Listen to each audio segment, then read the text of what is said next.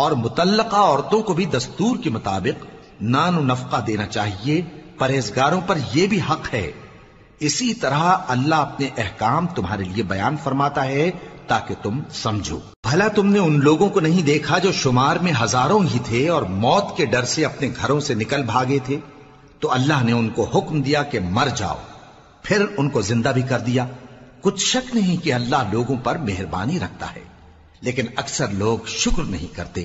اور مسلمانوں، اللہ کی راہ میں جہاد کرو اور جان رکھو کہ اللہ سب کچھ سنتا ہے، سب کچھ جانتا ہے۔ کون ہے کہ اللہ کو قرض حسنہ دے کہ وہ اس کے بدلے اس کو کئی گنا زیادہ دے گا؟ اور اللہ ہی روزی کو تنگ کرتا اور وہی اسے کشادہ کرتا ہے، اور تم اسی کی طرف لوٹ کر جاؤ گے۔ بھلا تم نے بنی اسرائیل کی ایک جماعت کو نہیں دیکھا جس نے موسیٰ کے بعد اپنے پیغمبر سے کہا کہ آپ ہمارے لیے ایک بادشاہ مقرر کر دیں تاکہ ہم اللہ کی راہ میں جہاد کریں؟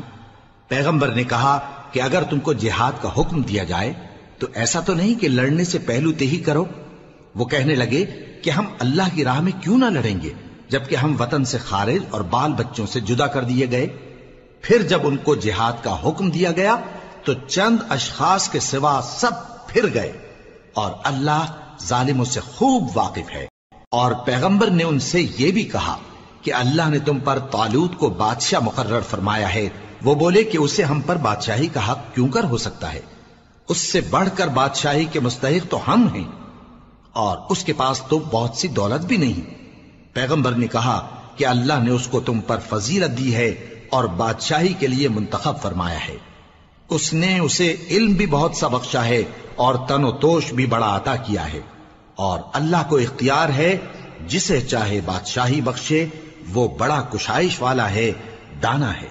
اور پیغمبر نے ان سے کہا کہ ان کی یعنی طالوت کی بادشاہی کی نشانی یہ ہے کہ تمہارے پاس وہ صندوق آئے گا جس کو فرشتے اٹھائے ہوئے ہوں گے۔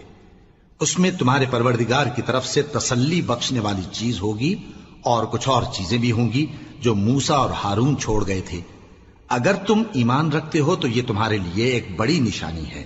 غرض جب طالوت فوجیں لے کر روانہ ہوا تو اس نے ان سے کہا کہ اللہ ایک نہر سے تمہاری آزمائش کرنے والا ہے، جو شخص اس میں سے پانی پی لے گا اس کی نسبت تصور کیا جائے گا کہ وہ میرا نہیں، اور جو نہ پیے گا وہ سمجھا جائے گا کہ میرا ہے۔ ہاں اگر کوئی ہاتھ سے چلو بھر پانی لے لے تو خیر۔ جب وہ لوگ نہر پر پہنچے تو چند آدمیوں کے سوا سب نے پانی پی لیا۔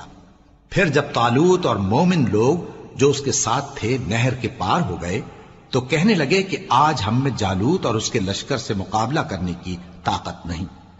جو لوگ یقین رکھتے تھے کہ ان کو اللہ کے روبرو حاضر ہونا ہے، وہ کہنے لگے کہ بسا اوقات تھوڑی سی جماعت نے اللہ کے حکم سے بڑی جماعت پر فتح حاصل کی ہے، اور اللہ ثابت قدم رہنے والوں کے ساتھ ہے۔